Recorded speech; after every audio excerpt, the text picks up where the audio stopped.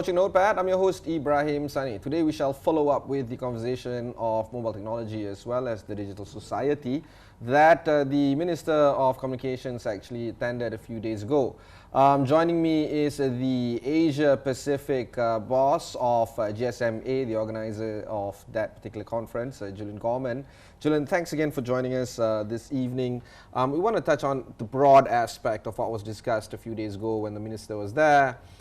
He was saying that 5G is being rolled out in a few areas in Malaysia, in Putrajaya, in Cyberjaya, and all these conversation or all this talk about 5G, it still boils down to the application of how the user can actually apply 5G when it eventually rolls out. Again, the fact that there's a lot of skepticism from the public in terms of when exactly is another topic altogether. But more importantly, how do we see Malaysians, particularly pedestrian users, can actually apply 5G in their lives? I think from our point of view, we think that actually 5G will change the lives of Malaysians on the street. And one thing, leveraging on Gopin Singh's comments, I mean, it was very much around Malaysia having a vision for 5G being a catalyst for changing actually the lives and the economy of Malaysia, which is very encouraging. We would put it at the forefront in the leading pack in Asia Pacific. But when it comes down to impact on people's lives, I mean, the availability of high-speed, ultra-low latency and massive connections or massive IoT capability will mean for the average person in the street, the experience through technology like AR and VR will provide a personal experience of being able to project themselves or receive and interact with other people in the world in a different format than what they currently do over a simple smartphone. But be actually immersed in content, and that's what we're seeing from the first adopters in places like Korea. Immersive content, immersive entertainment, and immersive enterprise services, where people are actually in a digital experience, are the fastest things that take up.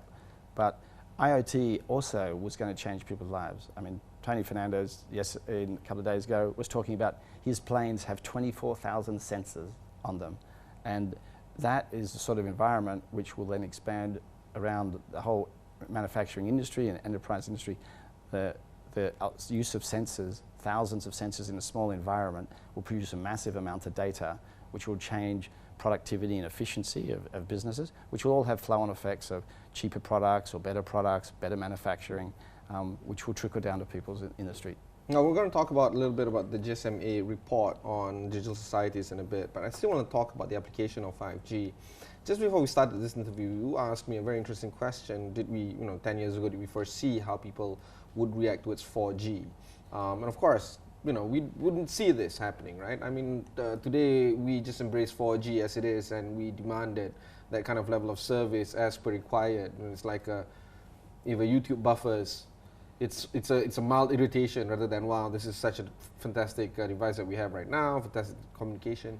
Do you think that the things that we foresee can be used for 5G could be slightly different from how it will pan out when 5G finally rolls out a few years from now?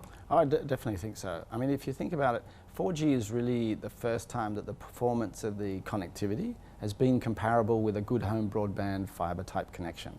So, but you're talking in 5G is going to a performance level unmatched in a fixed wire connectivity. Plus, you're now mobile, and the ability to connect massive amounts of people in a single space. So you can imagine the experience in a stadium, where actually, on top of looking at the game, I mean, your ability to use augmented reality or something to actually experience or watch from different parts of the stadium, be closer to the ball or anything else, actually completely change your immersive experience in a sporting event. And that's for people in the stadium. There's also the people at home could have the same experience. So I think what we can see now is maybe not in 10 years what's going to be the killer app for 5G, because what we see now is limited by our current understanding and innovation we've seen. And if you compare it with 4G, 10 years ago we would have never foreseen where we are now, where our holidays, just about everything we do, how we get to work, has all been massively disrupted and changed by digitization. And 5G is just going to lift that another level of innovation. I want to touch on the speed of the rollout of 5G. When I attended CES earlier this year in Las Vegas, In the US, there was only one town, literally one town in Texas, where 5G connectivity was available. And of course, by now they have rolled out to a few towns within Texas, but it's still slow. I mean, and it is still below their own projection of rolling out. And that's in the US. In Asia, South Korea is still testing it out.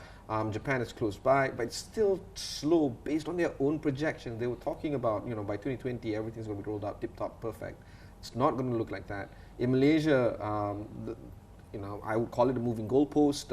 Earlier this year, the minister said it's going to be 2020. Middle of the year, it's going to be 2022. Now it's going to be 2021. Okay, so we get it. It's going to be 2 to 3 years from now. What is the possibility or the likelihood of 5G not hitting our homes until, you know, let's say 5 years from now? Is that pessimism a rather realistic approach to look at how 5G is going to be rolled out? Well, certainly. I mean, from a GSMA point of view, we estimate around 2025, around 16% of the world's population will be using 5G. Sorry, 16? 16, 1-6. 1-6? So the dominant technology in by 2025? The dominant technology in 2025 is still 4G, about 70% of the base. So we do share this kind of pessimism. I'm so sorry about the whole politicians giving their spiel. But as to say when 5G will launch, I mean, it's right. I know in Malaysia there's been some dates moving forwards and backwards. And a couple of days ago, MCMC Chairman Ishal mentioned that actually some of those dates might come forward a little bit. I wouldn't want to steal his thunder, but he did say it at the conference. And I think, but in the rollout, I mean, even in Korea, so Korea launched in May. We're already seeing more than 2 million customers in Korea. They expect more than 5 million before the end of the year. And they're really only focused on consumer at this time. I mean, you're seeing peak speeds, 1.6 gigabits at the handset.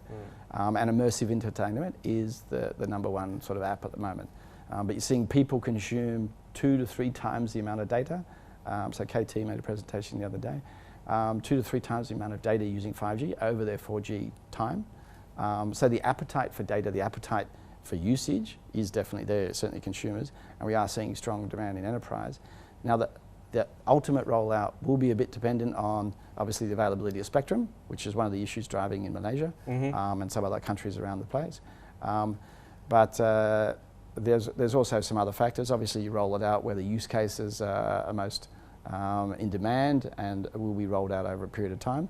But even if you think 4G was launched in about 2008, 2009, and its real like takeoff acceleration point was probably around the mid 2000s, depending on the availability of smartphones and depending on the rollout of 4G. So, I mean, 5G is a full generation. You know, we expected to be here for a good 10 or 15 years, but you know, in 2025, 4G is still the dominant technology. And globally, 4G has just become the dominant technology last year, just clicked over the 50%. So by 2025, you're expecting really to see 2G and 3G almost disappear globally, and it to be 4G and 5G and following. The GSMA has touched on a lot of the aspects of how to measure societies in the digital age. Your report, the Digital Societies report, is in its 4th year, if I'm not mistaken. And after 3 years of producing the report, what would be some of the learnings on you producing the 4th report? Was there any changes in methodology? Was there any changes in behavior analytics that you need to incorporate right now for the 4th edition to make it a little bit more updated than the previous editions? Sure. In creating the report, we take data from a number of points, more than 60 points around the data. Some public data, a lot of the data we check with our members, so the mobile operators, we check with governments to make sure we're on board. And basically, what we're measuring is the progress of a country towards the development of a digital society.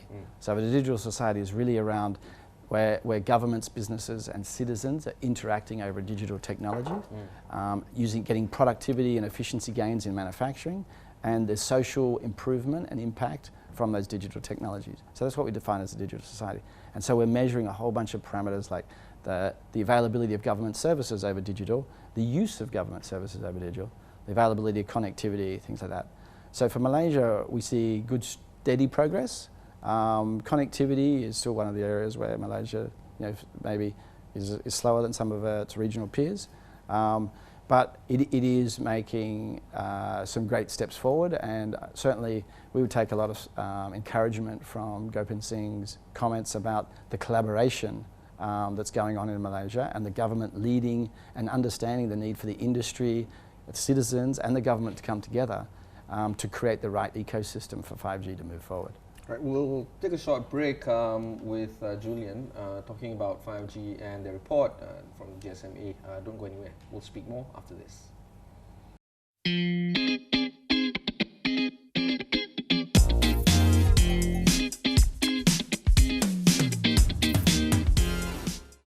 Thanks for staying on with us. You're watching Notepad. I'm with Julian Gorman of GSMA. We're talking about their report.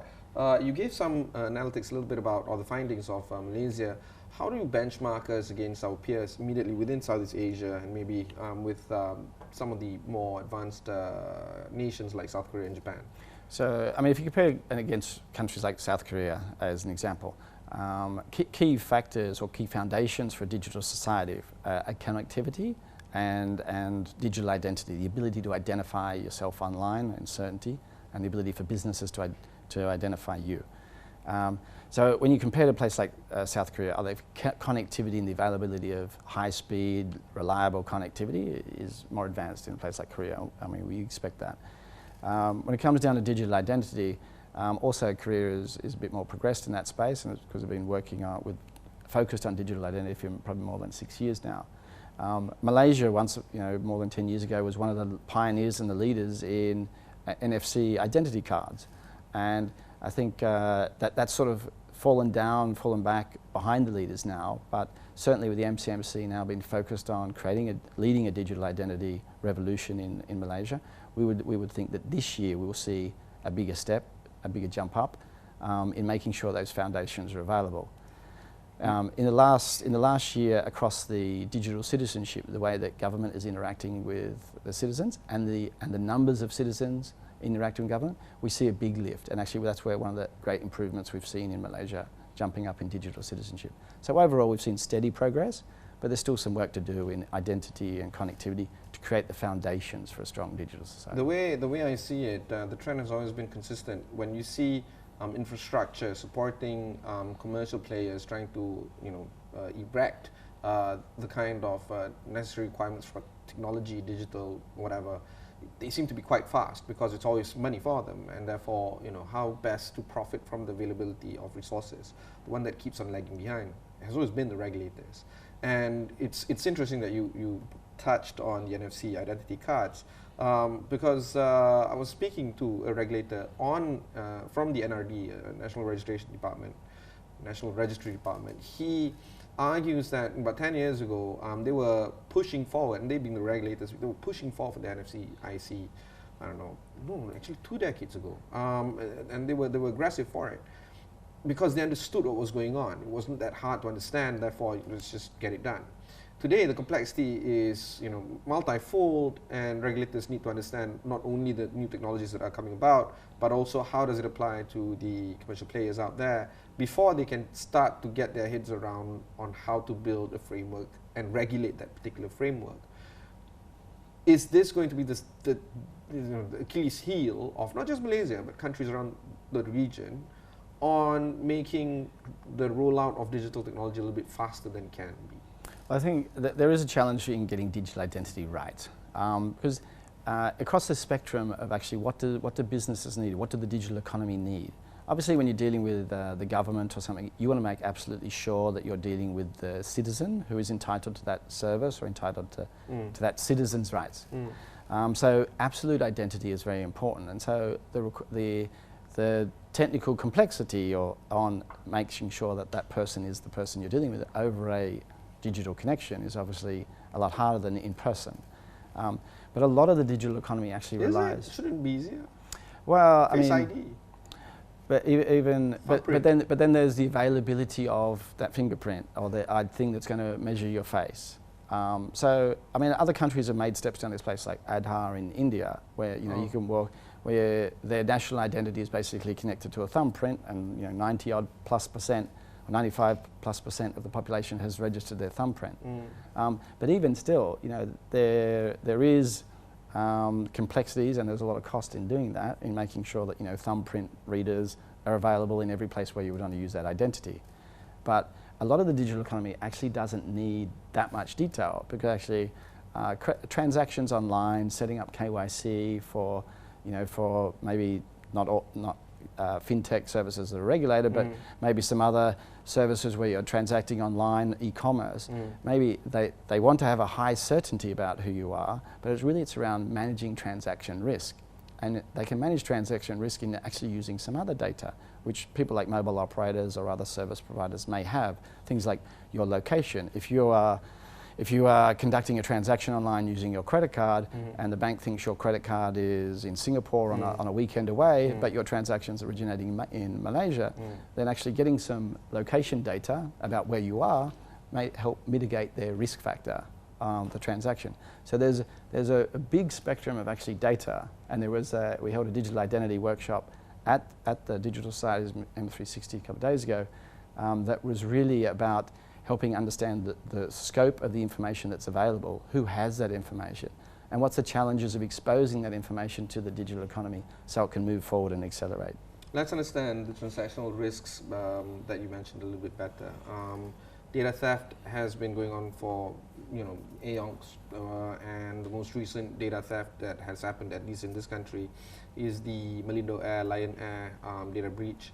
And of course, our quick check with both Malindo and Lion Air is that they, based on their testament, has not seen any drop-off in terms of customers transacting new businesses over the past week. It tells us, assuming that what they say is true, it tells us that it becomes part and parcel of how consumers react towards data security nowadays. They understand that there is going to be that risk. They understand that it's minimized the risk that is going to be breached by giving them as little information as possible, and to them having a conduit or a third-party kind of solution in terms of, say for instance, credit card. If that credit card data is stolen, it's okay. I'm just going to cancel the credit card and limit that within a certain amount of range, 10,000 ringgit, if you have 5,000, 20,000 ringgit at most, right? Do you think that kind of defeatist attitude towards cybersecurity is now setting in, not just in Malaysia, but around the world? It's going to happen. People are listening into me anyway. My phone is going to listen to me, Google, Huawei, whatever. Is that healthy, number one? Or is that number two, is that the reality that is happening right now, that pessimism towards risk? I think among citizens there's a much higher awareness of digital security and the threat or the risk of exposing data. I don't think we're seeing a resignation that there's nothing you can do about it yet. And certainly as the MCMC moves ahead with their digital identity mission, I would say, one of the key things that you need to solve in having a digital identity framework is trust and security. Being able to provide a system which customers can trust and feel are secure. In the same way that mobile operators for years have always been concerned and always managed the security of their networks, identity also has to have security in place. Now, with customers abdicating responsibility, I think you are seeing maybe some of the rise in the use of other payment mechanisms, secure wallets, mobile wallets, as maybe some way of mitigating risk. It's stored value, so there's a limit to what I can use, what I lose. But I think also a lot of that growth is actually driven by convenience and putting something in your pocket and not having the greater risk. So I think there is a much bigger awareness, and nobody likes to hear that their data may or may not have been breached. But what we're encouraged by, I think, is actually that awareness drives more awareness is enterprise, and they then have to apply more technology and focus on making sure their systems are secure, because it's in no business interest to lose the trust of their customers. Correct, but no business would guarantee that the data of their customers would also be intact 100%. Well, I think there's been a number of people who have said that on the internet there's those who have been hacked and there's those who will be hacked. You see what I mean? But we would like to think that actually, that the focus is growing, and I think that strength and that focus is actually adding a lot of energy and growth in the technology. The behavior isn't that much different from the real world, right? You walk down the street right in front of your house, you can still be, robbed, mugged, whatever, right? But you still carry that risk of, it's okay, I've been walking down the street my entire life, it's fine, I'm just going to keep my wallet in my pants, that's all that there is I can do, right? But you don't see that defeatist resignation, abdication, all that, verb, right? Well, I think online there's, I mean, you know, we grew up, our bodies have evolved in a physical world. Yeah. You know, we're still adapting to the online world. I mean, if you refer to our children, I mean, our children are, I think, a lot more often adept at the online environment and the risks and actually how to use online. Yeah. I mean, just this morning I was talking to my cameraman right there, and we were talking about a 12-year-old daughter who now is very savvy than us in terms of managing security online. We'll take a short break. I'm with GSMA's Julian.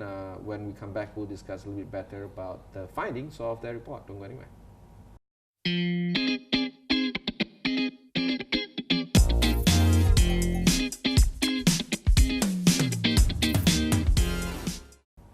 Thanks for staying on with us. I'm with Julian Gorman, the head of Asia Pacific of GSMA. The big conversation right now is on some of the highlight findings, some of the top key line things of this year's report and how it differs from last year.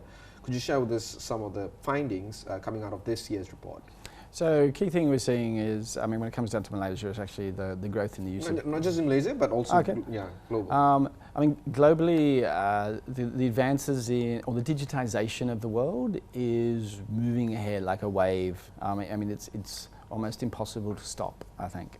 And the demand and appetite to move to digital, people's lives to move to digital, is accelerating. Southeast Asia, I think, and ASEAN countries, which were always mobile-first countries, always, I think, had a bit of an advantage over, say, Western markets, which had a PC heritage, almost like a legacy, which they dealt with. In Southeast Asia now, where you're seeing people adopting the internet mobile first, and actually that's their primary, if not only, mechanism for interacting online. And the younger population, younger demographics you find across Southeast Asia, are willing to adopt and move their lives online so much easier. The way they communicate with each other, whether it's over data or chat, I mean, you see less text, things like that. But in the same way, actually the whole, I think across the whole population base, I mean, video calling has been around for 15 years, maybe longer. When it first started, nobody was really up for doing it. But I mean, now who doesn't make a video call on a daily basis to somebody in their family or someone in their business? So I think everyone's lives are changing. It's accelerating. 5G will add another level of innovation, which we can only start to guess at what's going to be the end game. But 5G will be a catalyst for digitizing whole economies and changing the way we really interact with our world in a way that maybe we haven't foreseen yet. The problem with ASEAN is that there are countries that are small, big, geographical, contiguous, island-based, archipelago, and stuff like that. Not to mention, this is just the geography part. There's also the socioeconomic aspect of it. There's also the language aspect of it. There's so many things that are. Apparently, there's like 700 languages that are currently being spoken in ASEAN nations. But of course, all this can be rendered irrelevant the moment people move their services and products online or through digital. Do you see this as finally a catalyst to actually make everybody start from the same race at the same starting line, and in order for us to actually move ahead together as a collective? I think that will take some time, but I think the challenges of ASEAN, Southeast Asia, with its multiple different countries, is that there is some things they need to consider, and they need to be at an ASEAN and government level. Things like cross-border data flow. So I mean, ASEAN, Southeast Asia area, more than 700 million people, some of the fastest growing economies in the world, and some of the fastest growing digital economies in the world. But many people talk about. There's always a but. Yeah. Many people talk about promising things, but it's always. Well, people talk about data being the new oil or whatever. Yeah. But so, as 700 million people, I mean, it's actually a massive market and growing very fast. But data needs to be able to flow freely in a managed framework. Yeah, of course. But it's very important that data can flow freely, so that small countries can actually compete with large countries. Actually, Malaysian businesses can actually service around the world and then participate in other countries, and the same. Ventures from other countries can participate in Malaysia, because in that globalization, as you say, bringing everybody up to the same speed really requires that data and those services can flow also across those borders. Now, I mean, it's a very promising area. We certainly think Southeast Asia and ASEAN is a fantastic opportunity for digital as we move forward. Some great innovations like Gojek and Grab evolve out of this region, and I mean they are setting trends for the rest of the world. In our IoT program, so the GSMA IoT Innovation Program, we've brought together 31 operators from around the world to share information on the IoT innovations happening in the region, because agriculture across Southeast Asia is not the same as in Europe and stuff. So it's important that actually across the region we share our best practices, our innovation. So I would say the opportunity for productivity and efficiency gains are definitely different. I mean, we have a case of the English operators or British operators using a digital identity service, using the operators to minimise fraud on account setup of online banking. Now they're huge cost saving because they go down from a transaction risk of about 20% to in the low single digits.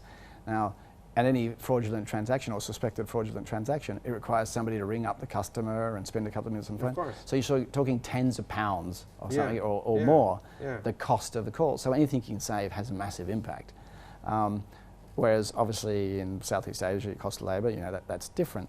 But by the same token, the cost and the ability to get costs down to very small numbers in digital actually still provides efficiency gains for the region, which have massive steps in the economy. So yes, we may not replace those guys closing the gate, opening the gate anytime soon, but there's also massive industry in Indonesia and Malaysia and around the region, car manufacturing, textiles, all sorts of things which can be improved in efficiency by IoT, and some people will be replaced by digital capability.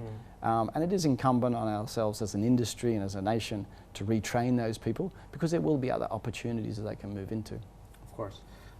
Fascinating conversation. I wish I can have you a little bit longer, but we have, I think, extended this conversation for longer than we should. But that was my conversation with Julian Gorman of GSMA. He's the head of Asia Pacific here. If you missed this episode, just head on to astro.com, look for Notepad. These kind of interviews are found there. Until next time, thanks very much for watching and goodbye. Thank you, sir. Thank you very much.